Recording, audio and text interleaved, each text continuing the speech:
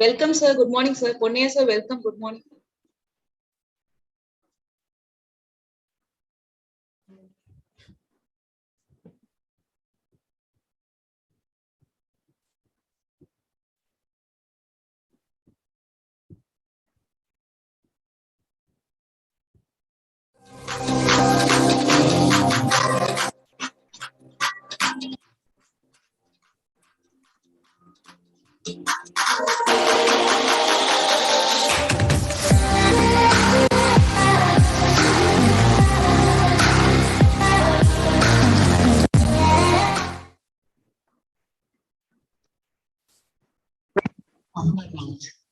Good morning. Welcome you all for another edition of Online Anaesthesia Postgraduate Teaching Program on Zoom platform, sponsored by Atrulla and hosted by A1 Logics.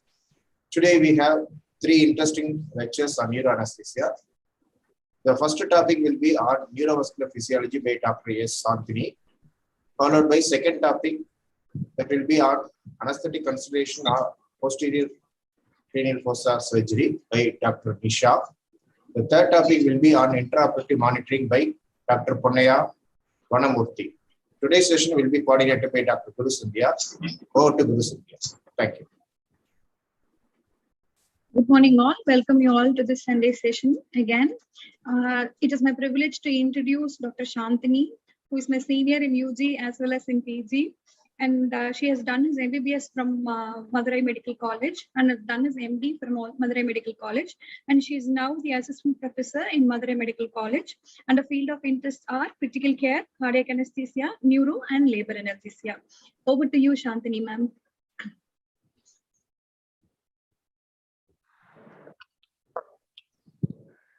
Good morning, one and all. I'm Dr. Shanthini. Today I'm going to discuss about neurovascular physiology under the following headings: the cerebral metabolism, the cerebral blood flow, blood supply, arterial and venous drainage, factors affecting the cerebral blood flow, cerebrospinal fluid, the blood-brain barrier, and the intracranial pressure. First, to discuss with cerebral metabolism. Brain occupies the 2% of total body weight. It receives almost 15% of the resting cardiac output, that is 750 ml per minute. It consumes about 20% of the total oxygen consumption, that accounts to 40 to 70 ml per minute. And it receives an oxygen supply of 150 ml per minute, about double the amount its requirement. For the rapid oxygen consumption and no oxygen reserve in the brain, it is prone to ischemia. If the oxygen is not restored, within 10 seconds, the patient may go in for unconsciousness, and within 3 to 8 minutes, irreversible damage can set in. Brain has a very high metabolic rate, the primary substrate being glucose. The cerebral metabolic oxygen consumption parallels this glucose consumption, about 5 milligram per 100 gram per minute. 90% of the glucose is aerobically metabolized. The ATP is synthesized, 60% of which is used for electrophysiological component and the remaining 40% for the basal cellular hemostasis. In this graph, you can see that the synthesized ATP in case of global ischemia is gets utilized within 10 minutes compared to focal ischemia. So, brain needs a continuous supply of glucose and oxygen for its efficient functioning. During starvation and in case of neonates, ketone bodies and lactate are used for substrates for ATP synthesis. When the blood-brain barrier is disrupted, the citrate cycle metabolites can enter the brain and get utilized.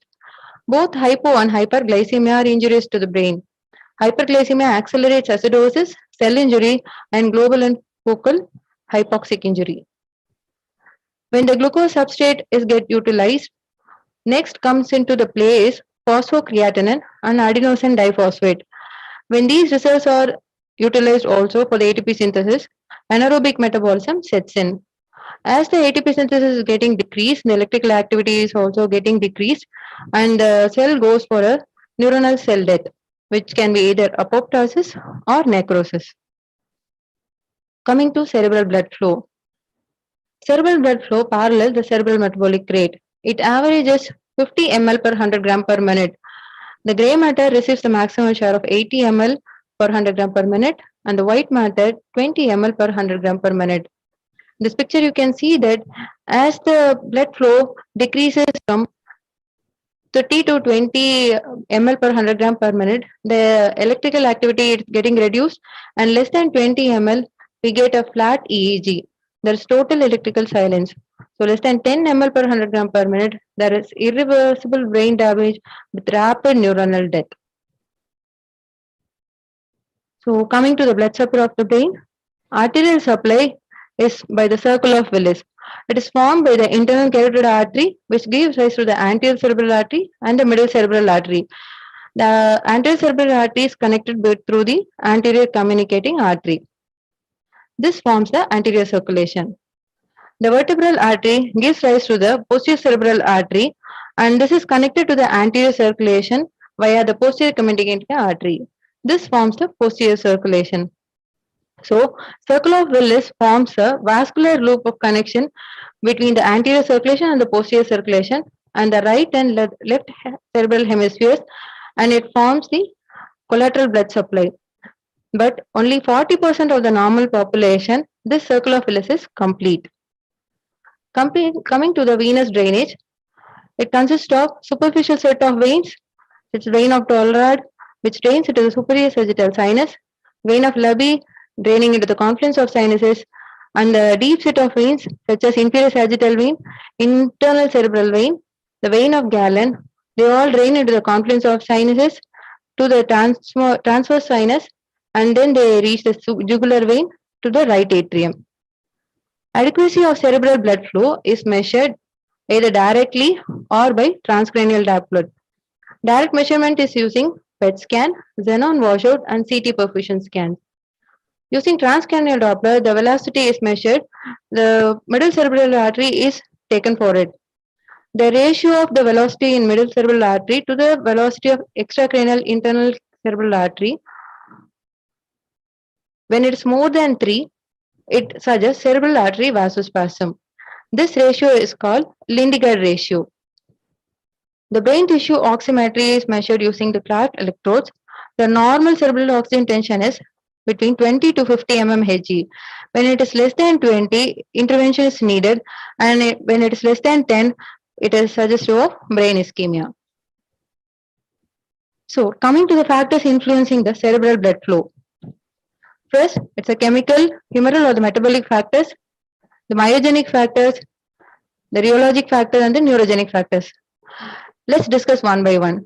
Coming to chemical regulation, it first comes the cerebral metabolic rate. Whenever the neuronal activity increases, the cerebral metabolic rate increases, which results in increased cerebral blood flow. And whenever it gets decreased, the metabolic rate or cerebral blood flow also decreases. Here in this picture, you can see that in the neuronal activity, the byproducts such as adenosine, nitric oxide, lactate, prostaglandin, they all result in, they all cause the vasodilatation of the cerebral vasculature. The astrocyte, which was previously considered to be a supportive cell, is now confirmed to be playing a supportive role in conveying this vasodilatory effect to the cerebral vasculature. And this relationship is called the cerebral metabolism flow coupling. It is influenced by the functional state of the nervous system, anesthetic agents, and temperature. So whenever a patient is sleeping or in coma, there is decreased cerebral metabolic rate and decreased cerebral blood flow. And whenever there is a sensory stimulus or mental task, or in case of seizure, the cerebral metabolic rate and the blood flow increases. Coming to anesthetic agents, IV agents such as barbiturates, propofol, etomidate, benzodiazepine, dexmedetomidine, lidocaine, they all decrease the cerebral blood flow and cerebral metabolic rate, preferentially the electrophysiological component and not the basal cellular activity. And also, the suppression is not beyond a certain point. While the autoregulation and the CO2 responsiveness is not affected by the IV agents. In this picture, you can see that when barbiturate is administered, the cerebral metabolic rate gradually decreases, and after a particular point, even on further administration of the drugs, there is no electrical decrease in cerebral metabolic rate. And there is no, the basal component is not affected with the IV agents. Coming to IV agents, a special mention about ketamine. Ketamine actually dilates the medium and the large intracranial vessels, especially in the anterior cingulate cortex. This causes increase in cerebral blood volume and intracranial tension, hence it's not used in neurosurgeries. But recent data suggests that it does not increase ICP in patients who are sedated and on controlled ventilation. But caution should be exercised on patients with impaired intracranial elastance. Coming to inhalation agents actually causes suppression of CMR in a dose-dependent way, thereby decreasing the cerebral blood flow. On the other hand, they also cause direct vasodilatation, thereby increasing the cerebral blood flow. So, in a value of less than 0.5 MAC, the cerebral metabolic rate suppression predominates and hence cerebral blood flow decreases. Between 0.5 to 1 MAC, direct vasodilation effect offsets the cerebral metabolic rate changes. So, the cerebral blood flow is almost similar to an awake state. More than 1 MAC, vasodilator effect predominates and hence the cerebral blood flow increases. But in a setting such as when there is an already raised intracranial tension, or when the cerebral metabolic rate is in a near maximal reduction state using drugs, or in a case of any neuropathology, when you introduce volatile agents, the vasodilatory effects of them predominates. The inhalation agents, the responsiveness to PaCO2 is not altered, but there is dose-dependent reduction of autoregulation, and at higher doses, autoregulation is abolished. Nitrous oxide, when administered alone, causes increase in cerebral blood flow and intracranial tension, while when used with other inhalation agents, there is no effect on cerebral blood flow. Coming to vasoactive agents, systemic vasodilators such as sodium nitroprusside, nitroglycerin, they all cause cerebral vasodilatation also by effect of direct smooth muscle dilator and by abolition of autoregulation. The effect finally being raised cerebral blood flow and intracranial tension, or it maintains the cerebral blood flow despite inducing systemic vasodilatation. Adrenergic agonist antagonists don't affect the cerebral blood flow or cerebral metabolic rate, but when the blood-brain barrier is disrupted or autoregulation is affected, or above and below the autoregulatory range, they have influence on the cerebral blood flow. Coming to temperature, it's very important. The cerebral blood flow is affected by almost for every 10 degree fall or rise in temperature. This is called the Q10. Between 17 to 37 degrees Celsius, every 10 degree increase, the CMR doubles. Between 37 to 27, every 10 degree decrease in CMR, every 10 degree decrease in the temperature causes 50% decrease in CMR. Between 27 to 17, another 50% decrease in CMR occurs. Less than 18 degree, the EEG is isoelectric and the cerebral metabolic oxygen consumption is almost less than 10% of the normal value. In contrast to anesthetic agents, hypothermia decreases cerebral metabolic rate beyond the electrical silence. That is, it decreases the energy utilization of both electrophysiological component and the basal cellular function, not in a proportional way, but preferentially it suppresses the basal component. See, in this graph, you can see that it between 37 to 27 degrees C, it preferentially suppresses basal component more.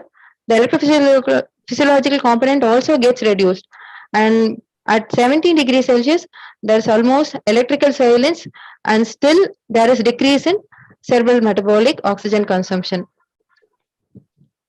Coming to hypothermia, it increases the cerebral blood flow and the cerebral metabolic rate. But above 42 degrees Celsius, there is a dramatic reduction in cerebral metabolic oxygen consumption, probably due to neuronal cell injury and protein denaturation. So, coming to the influence of PaCO2 on cerebral metabolic rate. Cerebral blood flow directly is proportional to the PaCO2 in the range of 20 to 80. For every PaCO2 raise in 1 mmHg, the cerebral blood flow increases by 1 to 2 ml per 100 gram per minute in the range of 20 to 80 mmHg. But this response is sensitive to the baseline cerebral blood flow. Whenever there is a high baseline cerebral blood flow, when you induce a hyperventilation, this causes reduction in cerebral blood flow. But when the resting cerebral blood flow itself is low, the hyperventilation effect on cerebral blood flow is attenuated. So here comes the role of anesthetic drugs to change the baseline cerebral blood flow, thereby altering the responsiveness of cerebral circulation to CO2. See in this graph, you can see that between 20 to 80, the PaCO2, with every increase, the cerebral blood flow also gets increased. So here, whenever we have a hyperventilatory state, the CSF pH raises to alkalotic side and the cerebral blood flow decreases. But when in an acute systemic metabolic acidosis, this effect is not seen because the H plus ions are excluded by the blood-brain barrier. But howsoever we hyperventilate, after 16 to 18 hours, the CSF pH and the cerebral blood flow normalizes. This is because of the bicarbonate exclusion from the CSF. So after a hypocapnia, an acute normalization of PaCO2 results in CSF acidosis, increasing the cerebral blood flow and cerebral blood volume. After a hypercapnia, if you acutely normalize a PaCO2, it results in CSF alkalosis and ischemia. PaO2 has a minimal influence on cerebral blood flow, but when it is less than 60 mmHg, it increases the cerebral blood flow by direct action on the cerebral vascular endothelium smooth muscles and also the nitric oxide released by the non-vascular cerebral tissue. So coming to myogenic, the autoregulation theory, see this is very important. Within the mean arterial pressure range of 50 to 150, the blood flow doesn't change. But on the higher end, beyond the maximum limit of the autoregulatory range, the cerebral circulation causes there is vasoconstriction, and beyond a certain point, there is force-mediated dilatation and increased flow resulting in vasogenic edema. Below 50, there is impaired dilatation and the artery going for collapse resulting in ischemia. So autoregulation means constant blood flow is maintained over a wide range of mean arterial pressure by altering the vascular resistance. This is the myogenic theory. The rapid adaptability of vascular smooth muscle tone to the change in cerebral blood perfusion pressure is within 10 to 60 seconds, and this is known as the Baylis effect. Above this maximum autoregulatory range, that is above 150 or 170, the blood-brain barrier is disrupted. In case of chronic hypertension, that autoregulation curve is shifted to the right. That is the lower limit of autoregulatory range in normal person when it is 60 or 70. In a case of hypertensive, it is around 100 to 110. And long-term antihypertensives can restore this autoregulation. Cerebral perfusion pressure is an ideal independent variable of autoregulation. It is measured by the difference between the mean arterial pressure and the intracranial pressure. The intracranial pressure normal value is 10 mmHg. Being of less value, CPP is dependent on MAP. Moderate increase in intracranial pressure over 30 compromises the cerebral perfusion pressure. When it is less than 25, it causes irreversible brain damage. Above and below the autoregulatory limits, the cerebral blood flow becomes pressure dependent and varies linearly with the cerebral perfusion pressure. See, in the following settings, the autoregulation is impaired: subarachnoid hemorrhage, cerebral ischemia, and traumatic brain injury. So, in these cases, even when the range of MAP, normal MAP, that is 70 to 150, there is a subnormal cerebral blood flow in these cases.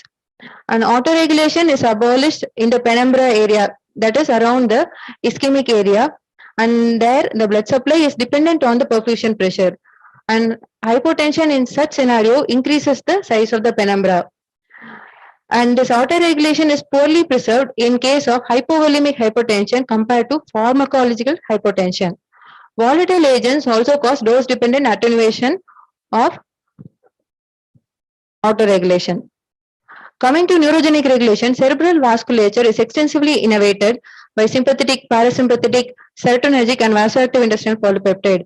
The sympathetic causes vasoconstriction, which has a protective role above the upper limit of the autoregulation because it limits the increase in cerebral blood flow. And beyond a further point, it causes disruption in the blood-brain barrier. Coming to viscosity, which is determined by the hematocrit, a normal between a hematocrit of 30 to 34%, there is optimal oxygen delivery. So when a hematocrit is decreased, viscosity also decreases and the cerebral blood flow increases. But when this is attempted in case of an acute ischemic stroke, it does not reduce the cerebral injury because when the cerebral blood flow increases with a decreased viscosity due to decrease in hematocrit, the oxygen delivery is also decreased. Coming to age, from childhood to adulthood, cerebral blood flow and cerebral metabolic rate oxygen consumption gradually decreases, probably because of decrease in gray matter volume and loss of neurons. So coming to cerebrospinal fluid, it is secreted by the choroid plexus from the medial wall of the lateral ventricle, third ventricle, and the fourth ventricles, and the ependymal cells lining these ventricles. Rate of production, the total CSF volume is 150 ml and 21 ml per hour is produced, and per day 500 ml is produced, and then the turnover time is almost 3 to 4 times in a day. The formation of the CSF is by active secretion of sodium in the choroid plexus. The circulatory movement of the CSF is mainly because of the hydrostatic pressure at the production sites, coordinated ciliary movement on the ependymal cells, and the ventricular excursion created by the respiratory variations and the vascular pulsations. So this is the pathway of CSF from the lateral ventricle to the third ventricle through the intervertebral foramina, third ventricle to the cerebral aqueduct to the fourth ventricle, from the fourth ventricle to the subarachnoid space through the lateral and median apertures. From there, the CSF after circulation is absorbed by the arachnoid villi of the dural venous sinuses and some by the nerve root sheaths and the meningeal lymphatics and returned to the venous circulation. The cerebrospinal fluid is isotonic with plasma with low potassium and glucose.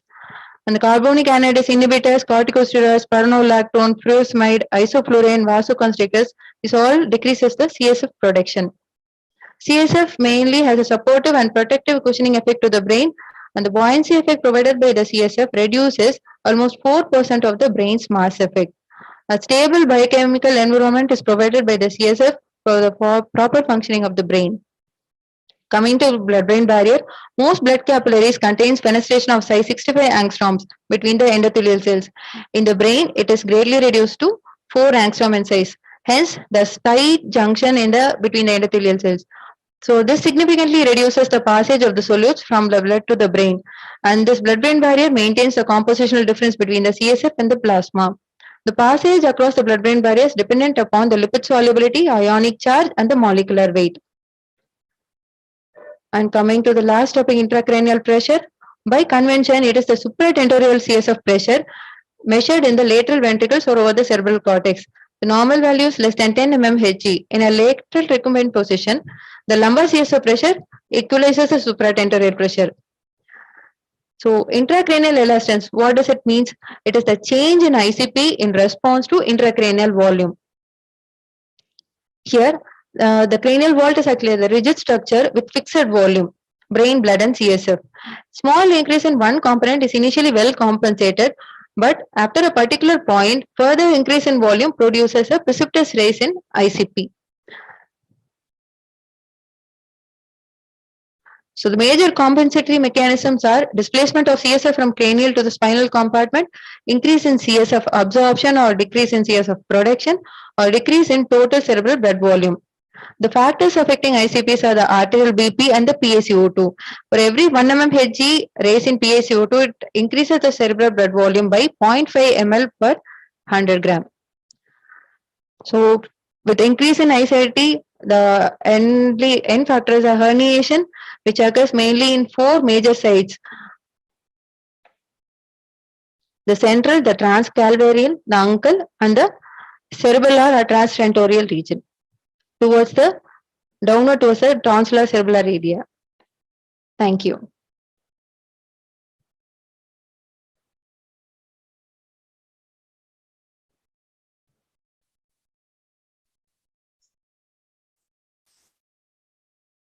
Thank you, Dr. Shanthini, for your extensive lecture on neurovascular physiology.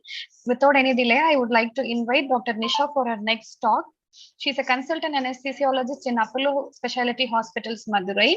She had done her neuroanesthesiology in Sri Chitra Trivandrum, MD anesthesiology from JIPMER, and ABBS from Keelpark Medical College.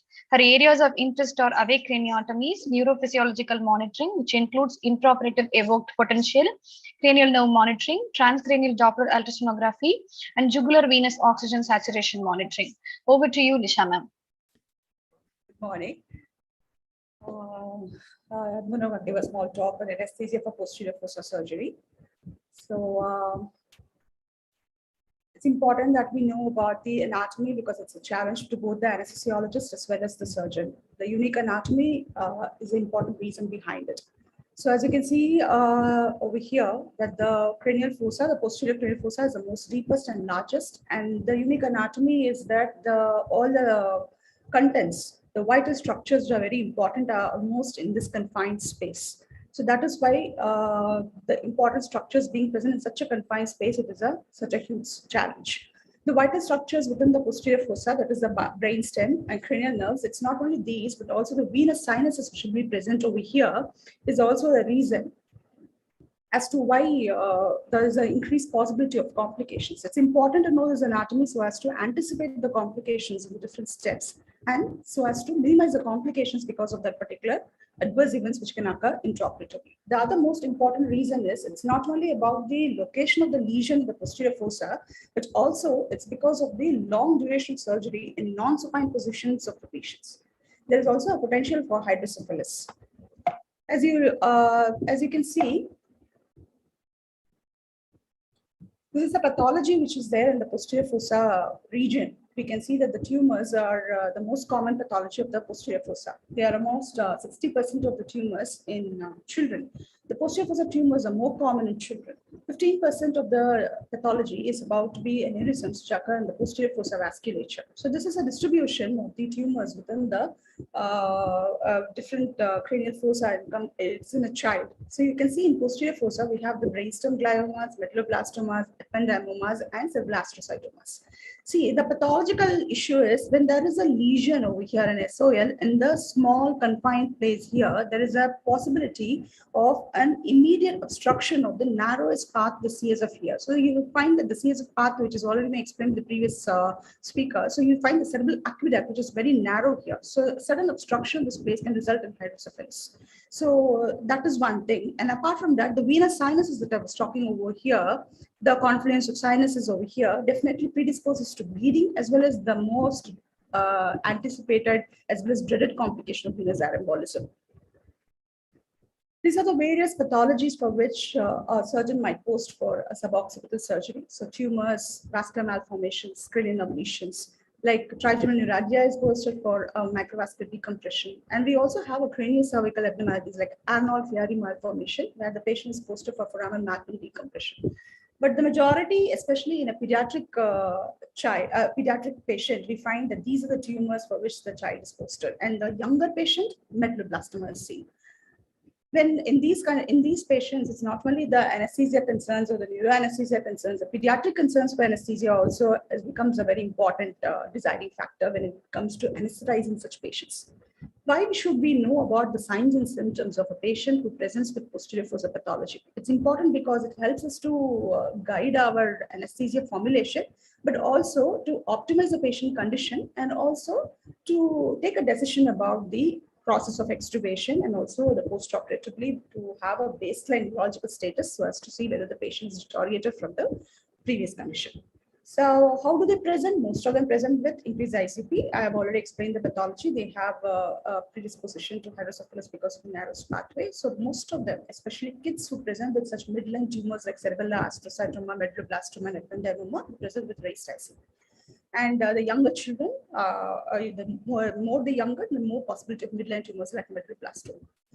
So they all have their implications as I'll talk about them. We can look into the things like they also have cerebellar symptoms and they also have brainstem symptoms, especially in gliomas. You see there's a triad of cranial nerve deficits, cerebellar symptoms as well as cerebral tract signs because of the ascending and descending tracts which are seen there.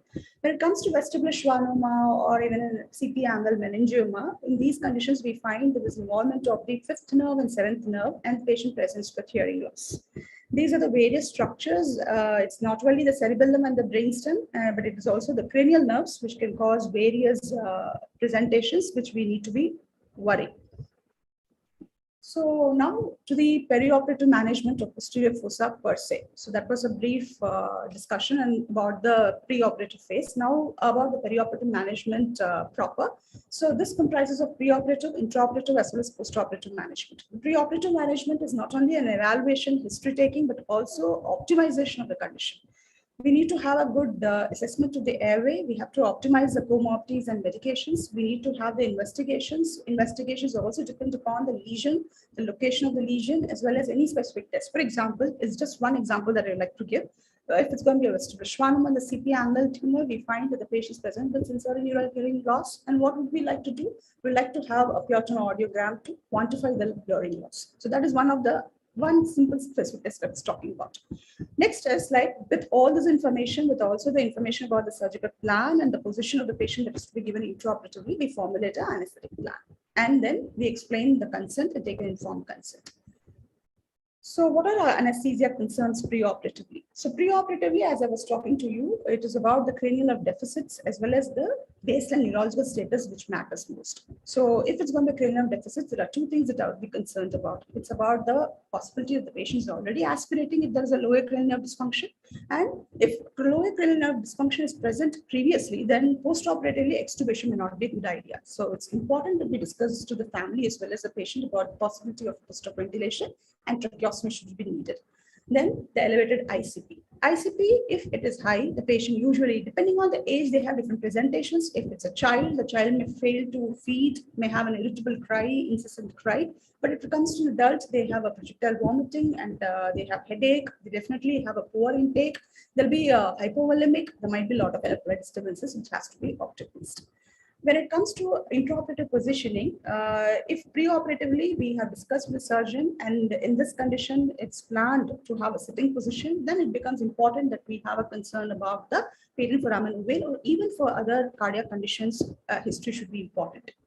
Evaluation airway, it takes important in all general anesthesia cases, as you know very well. But in our case, especially in those patients who have an atlantoaxial instability, like in patients with Down syndrome or in patients with rheumatoid arthritis, where there is some already some C1, C2 instability, in these patients, it's very important to have an adjunct for the difficult airway. The concern always continues here. The other things which needs to be kept in mind, the patients with posterior fossa pathology are sensitive to respiratory depressant or sedatives as well as opioids. And it's important to have a baseline ECG because during the surgery, there's a lot of manipulation of the brainstem as well as structures near to it, so which can cause a lot of instability. Arrhythmias can come, so it's better that you have a baseline ECG. Monitoring for venous artery embolism, especially if the patient is going to go for a sitting position, but even otherwise, venous artery embolism can occur. As there is a unique anatomy there. We have a venous sinus, a huge venous sinus is sitting there in the pathway of the surgery. So, which are patent because of lying between the dura or even the diploid veins, which are tethered to the dura as well as the bone, which are patent. So, there's a possibility of bleeding as well as venous embolism. So, minimum ETCO2 capnography should be there, but non-invasive, ideal to have is a precordial Doppler. I'll talk about it later. Neuromonitoring, depending upon the lesion, where is its location, about the surgeon, the availability, neuromonitoring might be required. And if neuromonitoring is planned, then the anesthesia strategy changes because they require certain changes in the anesthesia. The plan to delay extubation, everything has to be preoperatively, as I already mentioned. It's about the hearing nerve dysfunction or altered sensorium because of the raised ICP where the GCS is already poor. In that condition, it has to be delayed.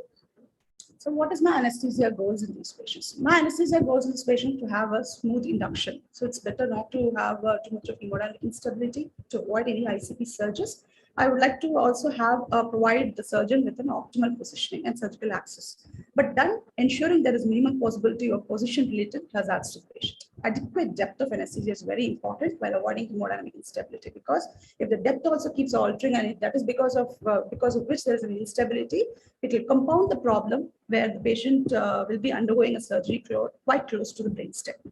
To provide an optimum condition for intraoperative neurophysiological monitoring will be my other goal, which I'll be talking about. And we have another speaker who's going to talk about that in detail. The early identification, prevention as much as possible, anticipation, as well as identification of all the intraoperative complications which can occur, of which the major is going to be venous embolism, which we will discuss in detail in the subsequent slides. To allow emergence, if it is desired to extubate the patient, there should be a smooth emergence. So when it comes to anesthesia, we'll take it as a case scenario where we have a patient who's posted for a posterior fossa surgery. Let's talk about an adult patient. Let's forget about a pediatric patient at the moment. An adult patient is posted. We have done everything. We have preoperatively done a PSC. We have seen all the concerns involved there, and we have optimized the patient. Should there be any optimization required? There's no pre-medication. Generally, we don't pre-medicate a patient for posterior fossa surgery. Two reasons. If we're going to give a sedative to the patient preoperatively, these patients might have hypoventilation, can cause an increase in CO2, can become slightly, there's a change in the consciousness, there'll be a built for CO2, which definitely interferes with their consciousness. We don't know whether the patient has a raised ICP and has gone to have an altered consciousness, or it is because of the drug. So it interferes with the assessment of the neurological status of the patient is one, and other, the patient is very susceptible to hypoventilation and also a respiratory embarrassment. Because of these reasons, and there could be an ICP surge also because of the buildup of CO2 which can occur during the sleep. So because of all these reasons, unless the patient is under our own direct monitoring, we don't pre-medicate the patient. So when the patient comes to the theater, after you have the W2 surgical checklist, we take in the patient inside and we connect all the monitors and we start inducing the patient. We take care that the induction agent, of course, what I use is induction agent propofol to 2.5 mg per kg, and then fentanyl 2 mics per kg with a muscle relaxant, which is usually rocuronium, just about 0.1 mg per kg will be given. And in addition to that, I would like to give a 1.5 mg per kg Xylocard or even 0.5 mg per kg of esmolol to prevent that surge in the hemodynamic which can occur during the intubation as well as the laryngoscopy. That's important because any increase in BP at that time can cause increased ICP. An ICP surge can decrease the cerebral perfusion. At the same time, that will be my main concern. This ICP surges is to be avoided because it can cause even phoning of the patient should there be a problem with patients with SOL at most vital centers. And about the tube, whether it's a normal tube or it's a reinforced cuffed endotracheal tube, non-spine positions, I prefer a reinforced cuffed endotracheal tube, just better. And during the intubation, as I said, we need to avoid the hypertensive responses. There are certain nociceptive steps where definitely the increased pain and the increased inflex stimulation has to be avoided. The other step is, suppose, where they use a head pin placement. So we have a 3-pin fixator where the head is stabilized, is called as a Mayfield pin. So during pinning, definitely there is an increased response from the patient in the form of tachycardia and hypertension, and again an ICP surge which has to be avoided. So this is very important during the time of induction and the pinning. And of course, the aim of the maintenance is to reduce ICP and to maintain hemodynamic stability and to troubleshoot all the intraoperative complications. We have to maintain normocapnia and normoglycemia, normobulimia. These are the goals during the neurosurgical patients surgery. Once we have induced, we definitely would have induced with all the standard monitors, which includes the ECG, pulse oximetry, as well as the NIBP. And then the moment induction is done, I would ask my staff nurse to go ahead and take up the urine output monitor as well. And then we also insert a temperature monitor, and capnography post-intubation is already inserted. And we take a arc line. So invasive blood pressure, invasive arterial monitoring. So what is the need for that particular monitoring in these cases? It is important to have a continuous beat-to-beat hemodynamic monitoring in such patients, where especially surgery is close to brainstem and a lot of hemodynamic changes can occur. And it also helps us for the volume responsive. Should you have a decision-making scenario where you need to know whether the patient is volume responsive, we have this pulse pressure variation which can come up with invasive arterial monitoring. So volume responsiveness is one thing. And of course, we can have repeated gases. We have a point of care. Repeated blood gas analysis also is easy should we have a placed art line. And sitting craniotomies, the outline transducer where it has to be zeroed. In all the neurosurgical patients, the transducer has to be zeroed at the level of triggers, and over here as well, the transducer has to be zeroed at the level of triggers because that responds to the pressure, that is the cerebral perfusion pressure. The MAP is to be maintained over there. That is very important. You see that every time an inch, that is about 2.5 centimeter you raise from the level of the heart, which is going to be the normal referencing point, there is a drop in the MAP by 2 millimeters of mercury. So definitely in these non-supine positions, we find the heart level and the head level are too different. So definitely the MAP will be different should you zero it at the level of the heart. It's important consideration that one has to do.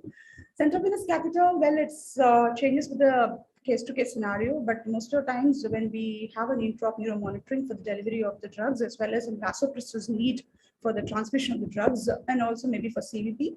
And in some cases, especially venous embolisms with the routine central venous line, we can try aspirating air. Yeah, that is one of the uses which we can find. EEG-based monitors can also be used to detect the central heart coefficients. We can go for that.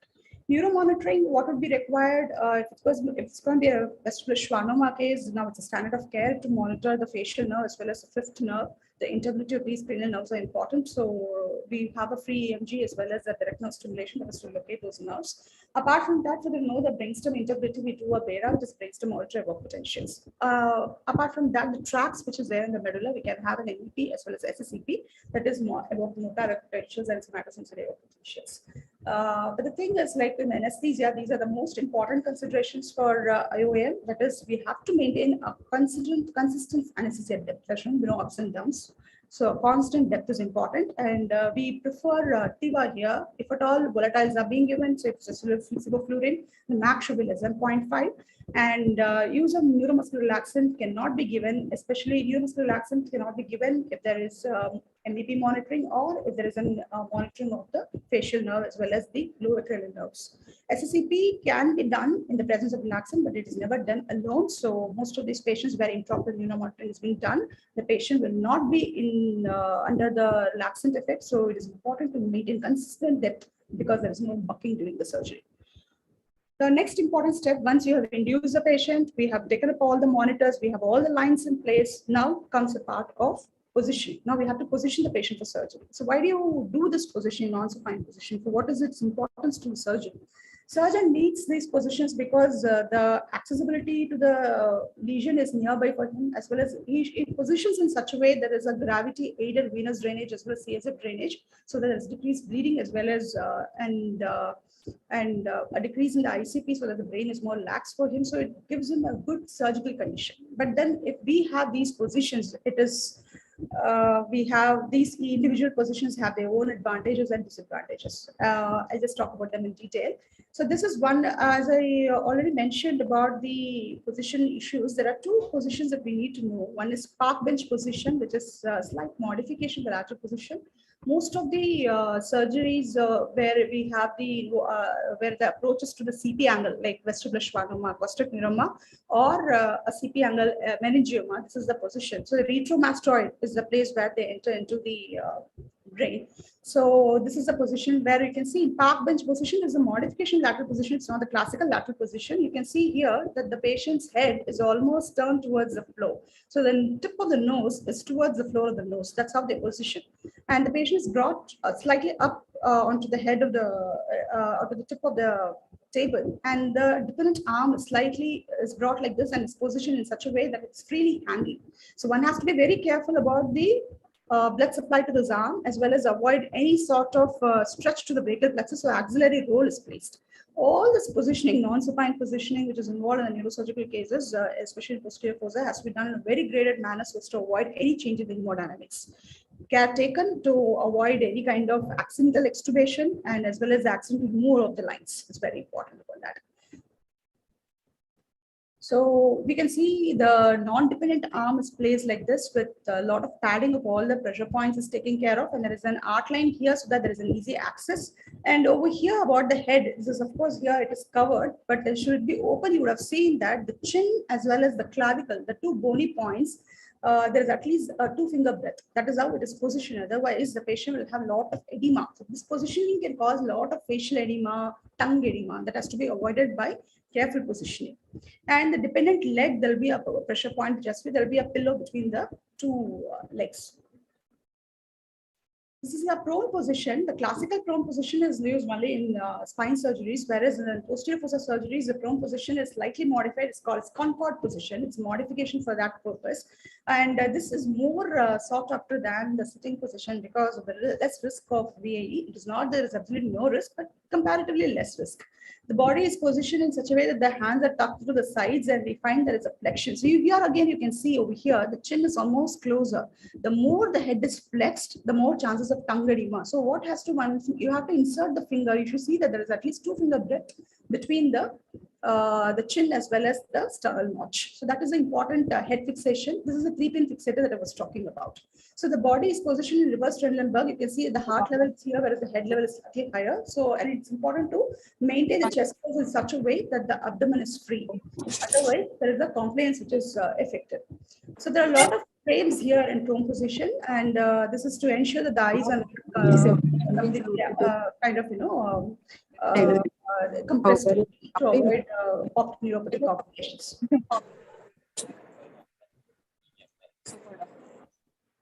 And that supine airway pressure. So when the prone position, the airway pressure has to be taken care of. If there is an increased in more than 5 centimeter water of airway pressure, there is it triggers a cause actually for bronchospasm as well as a inadvertent endobronch intubation. Search has to be done, and you have to correct.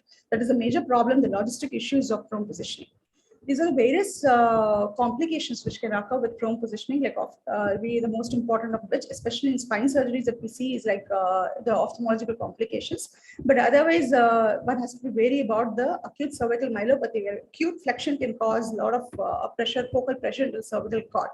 And also, there will be a facial edema, airway edema, which has to be avoided. Sitting position, it is not that commonly done as these days, and the thing is like it has absolute indications, like in case of some pineal tumors where sitting position is wanted, definitely has been indicated. So you can see how the head is fixed over here and it is brought into the frontal table. And this is how here again, you can see the way it is placed. There'll be a gap between the chin and the sternal notch, and the tubes are all secured. But in this position, the major issue is your hemodynamic instability. And of course, one has to rule out the patent foramen ovale. The risk of venous air embolism and paradoxical air embolism is present.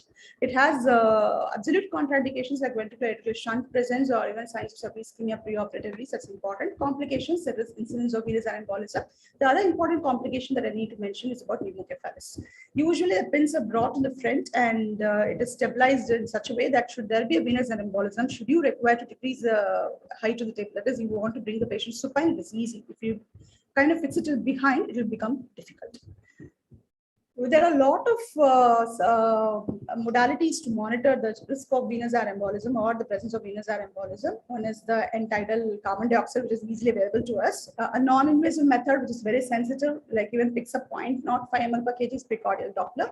And the other most important is a transesophageal echocardiography, which is invasive. So not single monitor is useful. We need to do multiple monitors so as to help us to make a decision of venous air embolism. So this is a precordial Doppler. There is a small controversy where it has to be applied. Some say apply on the right side, some apply over here. That is at the 3rd, 4th intercostal space is where they apply. Then they do a small test. We give a small agitated saline and check that makes the noise. It picks up the noise of the air which passes through the right atrium. So this is a TE picture where we have found out the air bubbles which are entering into the right atrium and then into the right ventricle. And these are the ways in which the incidence of venous air embolism is roughly anywhere between 25 to 75% or almost to 100% in sitting position. But the incidence also varies because the sensitivity of the modality in which we diagnose also changes. So what exactly it happens if it's a large bubble entrainment through the venous sinuses or open diploid veins, we find that immediately it can cause an obstruction to the right ventricle and the patient can go in for a cardiovascular collapse. But if it's a stream of small air bubbles, it can create a lot of inflammation, it can increase the pulmonary vascular resistance and also can cause an increase in the PCO2 values and a drop in ETCO2 values and can promote right ventricular failure. And it can also cause an increase in the right atrial pressures, which can cause an increase in the chance of paradoxical air embolism should there be a presence of patent foramen ovale.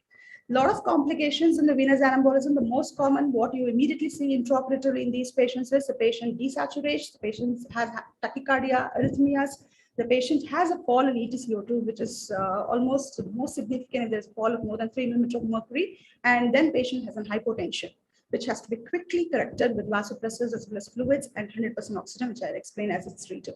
The most important in the management of venous artery embolism is just not be ready to treat it, but to anticipate the right step of the surgery at the same time to be prevented. How can you prevent from the surgeon end as well as from our end? Our end, we can prevent it by avoiding hypovolemia.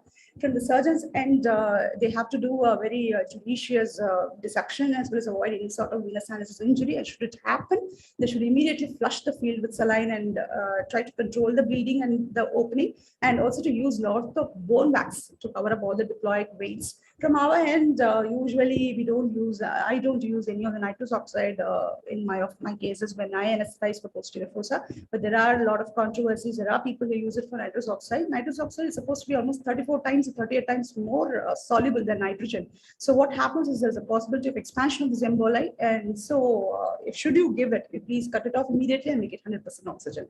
So inform the surgeon immediately. One has to flush the field with saline. We have to discontinue the nitrous oxide, 100% oxygen, and one has to modify the anesthetic in the form of decreasing it should it be required because of the hypotension and cardiovascular support. And should the patient collapse, immediate CPR. Sometimes the bolus of the air can be literally broken down with the CPR.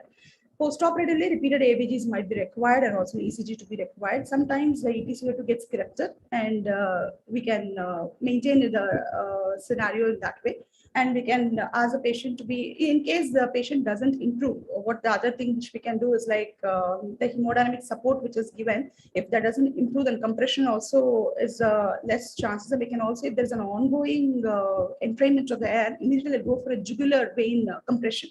But that is not very useful because sometimes in jugular vein compression, what happens is the patients, they have an increase in cerebral edema because there will be inadvertent compression on the carotid artery as well. So, yes. For the want of time, can you wind it up faster? Sure. So, the last couple of slides. This is about the recovery and the postoperative management. Once those complications have been attended to, the other important thing is about the decision of whether to extubate or not. If the patient has a preoperative bulbar dysfunction, if the patient has undergone an extensive intraoperative dissection near the brainstem, or if the patient has any intraop events like venous artery embolism, then we decide against extubation. We sedate the patient, we ventilate the patient, and then slowly we extubate the patient in an elective manner in the ICU. If there is no cranial dysfunction, should there be a cranial dysfunction, then the chance is only to go for a tracheostomy to protect the airway. But if there be any position-related complications in the case of macroglossia or an aberration and prolonged surgery, then these conditions definitely we can do an elective extubation in the theatre.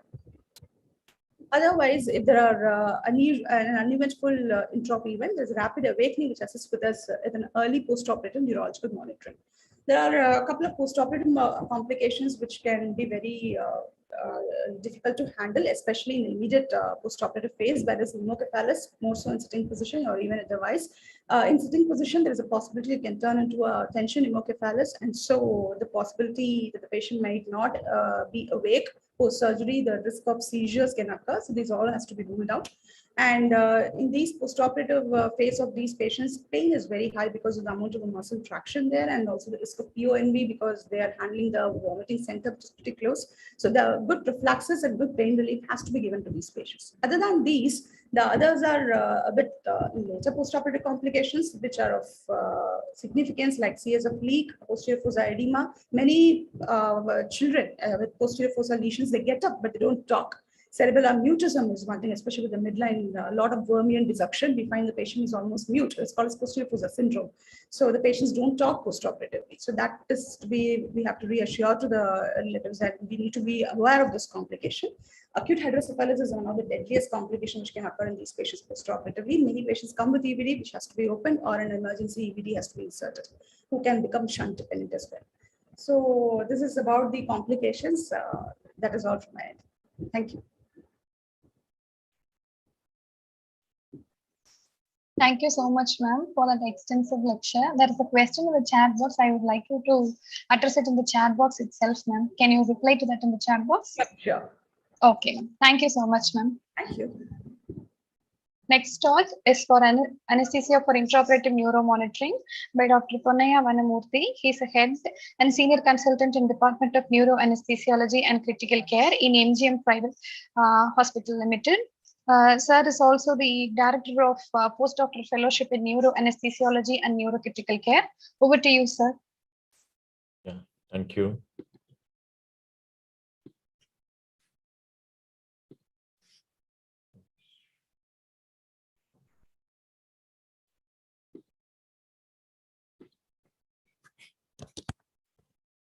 Just a second. Yes, sir, no issues.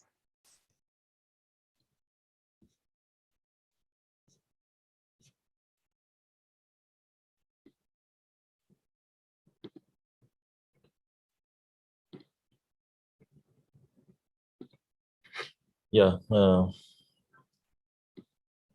morning. And today we'll talk about an important topic, intraoperative neuromonitoring. So intraoperative neuromonitoring, what neuromonitoring for what case? So this case is posted for a carotid endarterectomy. We need to prevent a stroke or a cerebral ischemia. So we need monitoring. This is a CP angle tumor in a young lady and who can develop a facial nerve weakness or hearing loss or swallowing impairment post-surgery that we have to prevent it. So she will need an intraoperative neuromonitoring to alert the surgical team and prevent a complication like this. And in the middle-aged female with a brainstem lesion, it's important that the surgeon do not damage the vital centers when he's operating. So intraoperative neuromonitoring can be helpful in a major scoliosis correction. By monitoring the intraoperative neurophysiology, we can avoid damage to the spinal cord, permanent neurological deficit in the postoperative period. And even for pedicle screws fixations, you can avoid severe pain or radiculopathy by monitoring the nervous system. So having known this, how best to monitor the nervous system, right? So it's not only that only in neurosurgeries, the neuromonitoring is helpful. It's for other surgeries also, like major cardiopulmonary bypass surgeries, liver transplantation, thyroidectomies, and so on. So it's not think that only in neurosurgery we need to have a neuromonitoring. It's not like that. So we utilize IONM, the intraoperative neuromonitoring, in an attempt to minimize the neurological damage during surgery and to identify the important neural structures in the operative field and to avoid or limit the significant postoperative deficit. Is it the standard of care? No.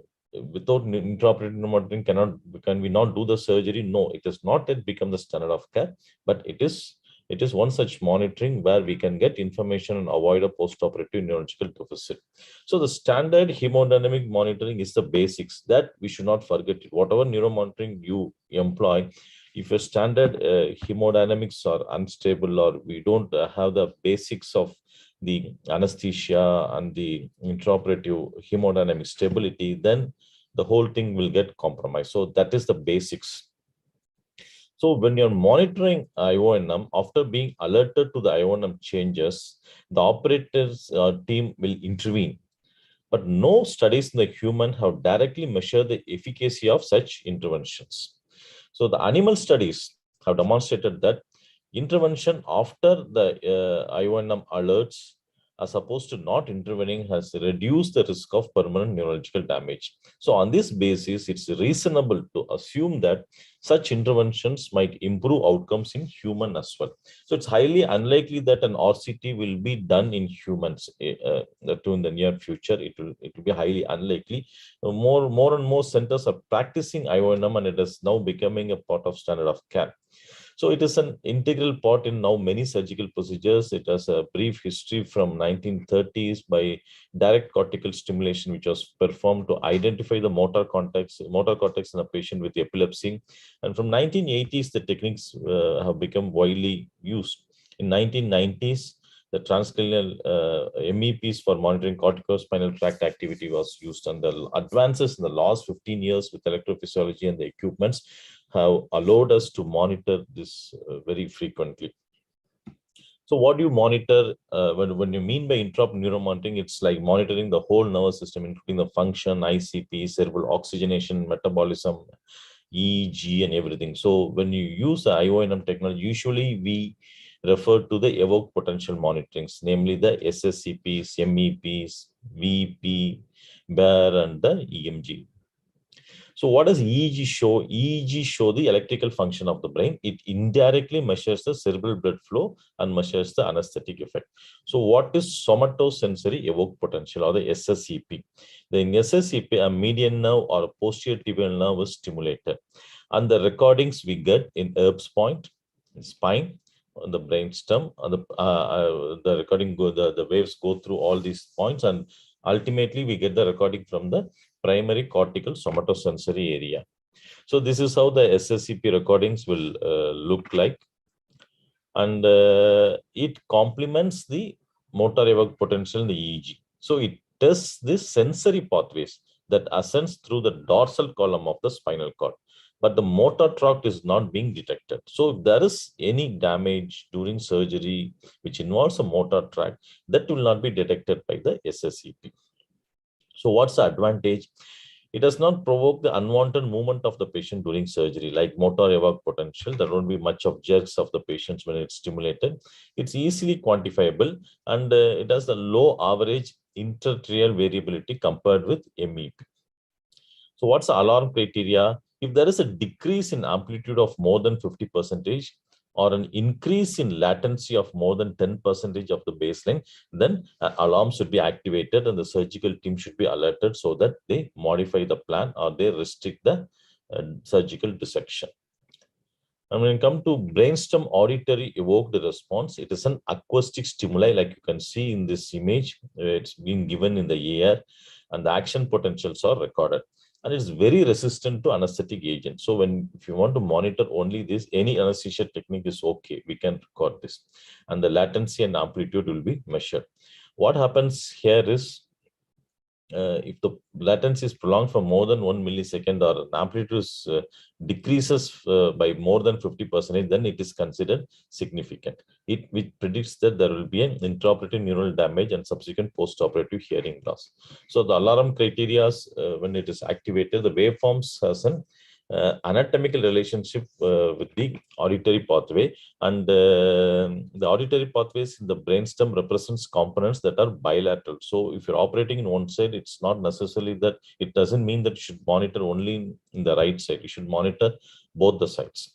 So in the visual evoked potential, which is another monitoring for monitoring the visual tract, the electrical potentials are induced by a brief visual stimuli, like this goggles, we just fix it over the eyes, and the electrical potentials, visual stimuli is being given, and they are recorded from the scalp electrode over the visual cortex. So any intraoperative neuronal damage and subsequent postoperative visual loss can be avoided by this technique.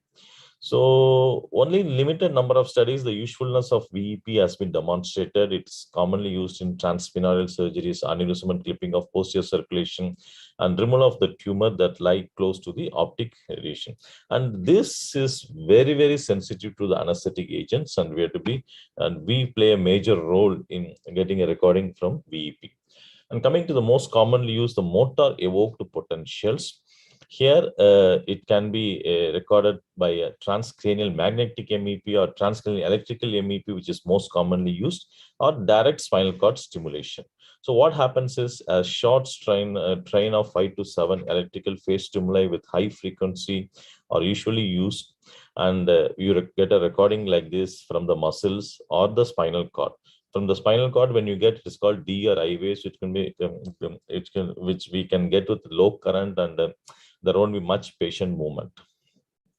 So what are the problems which can happen? It's very vulnerable to the neuromuscular blocking agents and inhalation agents, and the amplitude is significantly affected by the anesthetic technique. So what all can happen is the inhalation agents can completely abolish the MEPs, and propofol in high doses also can suppress the MEPs. So sometimes we add additional agents like ketamine or etomidate to increase the amplitude and to get a proper recording. So what is alarm criteria? Changes in amplitude and increase in MEP stimulation threshold means you're using a particular current and use more current to get the same waveform, then these two acts as an alarm criteria. So electromyogram, it's monitoring the muscles. The facial nerve is most commonly used. There are two things. One is a free running EMG and there is a stimulated EMG. And we also do intraoperative nerve conduction studies. So what's a free running EMG? There will be discharges from the nerves during ischemia, during cautery, during saline irrigation and other things. So that has to be promptly alerted. And there could be some phasic discharge also during mechanical trauma. In a stimulated EMG, stimulation of a nerve happens, like facial nerve, you stimulate you in the pathway. Just when you are not sure that the structure is a nerve or something else, then you stimulate it, and the recording the resultant compound action potentials in the innervated muscles, like the facial muscles. So there could be some anatomical variations during the dissection. So all those things could be identified. So having known this, our primary aim is to facilitate the intraoperative neuromonitoring. The anesthetic technique should not be a hindrance for such an important monitoring, which gives more useful information for the patient outcome. So how do you facilitate that?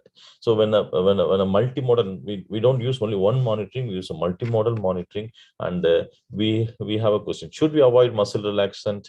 See, single dose of intermittent acting relaxant to facilitate endotracheal intubation is generally used. We use that, and it is essential to prevent bucking, to place the patient in head pins and other things. By the time the anesthesia, the surgical team is ready to put incision and they reach the area of interest during the surgery, most of the time muscle relaxant effect is weaned off and we get a proper recording, and we can continue the surgery without muscle relaxant after the single dose relaxant.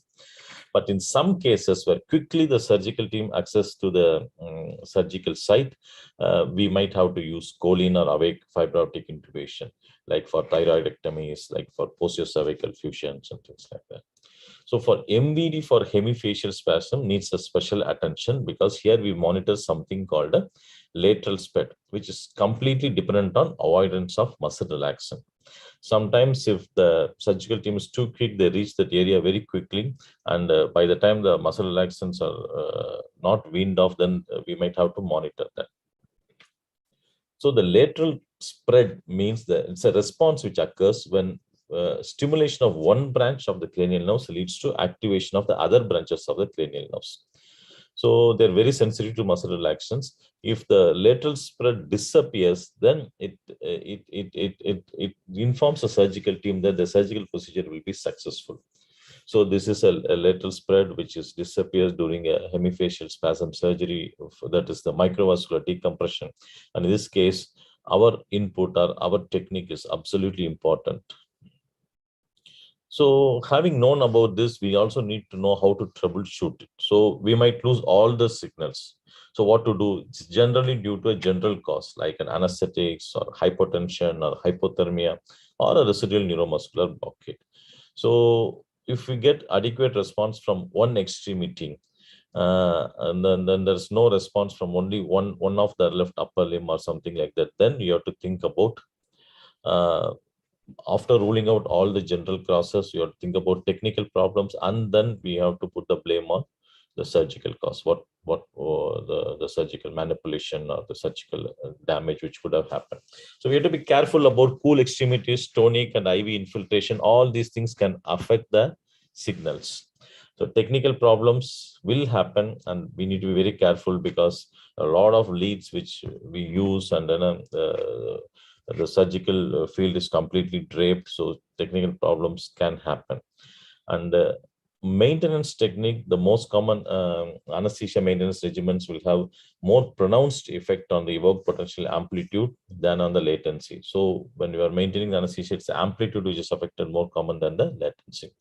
So it impacts the synaptic function more than the conduction. So you have to be very careful. So as I said, the VEPs are more sensitive, followed by MEPs, SSCPs, and the more resistant is the brainstem auditory evoked response. That's a question which will be asked. So when choosing a technique, you choose based on the neurological status of the patient, comorbidities, the surgical needs, and the type of IONM used. So we need to understand which monitoring will be influenced by what anesthesia technique. So generally, it's like, is there an ideal technique?